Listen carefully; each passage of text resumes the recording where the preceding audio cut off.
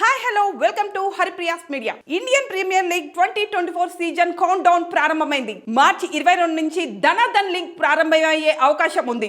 అయితే అంతకంటే ముందు రాయల్ ఛాలెంజర్స్ బెంగళూరు జట్టుతో గణనీయమైన మార్పులు చోటు చేసుకోనున్నాయి.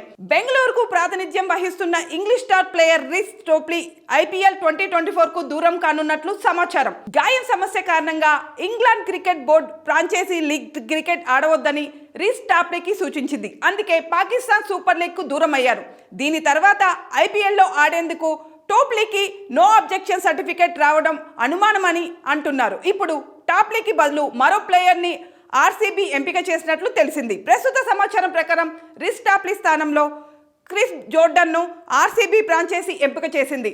దీని ప్రకారం ఐపీఎల్ సీజన్ 17లో ఇంగ్లాండ్ ప్లేయర్ జోనార్డ్ ఆర్సీబీ తరపున ఆడే అవకాశం ఉన్నట్లు సమాచారం. ఈ ఐపీఎల్ వేలంలో క్రిస్ జోర్డన్ 1.50 కోట్లు పలికాడు. అయితే ఏ ఫ్రాంచైజీ అతన్ని కొనుగోలు చేసేందుకు సుముఖంగా లేదు.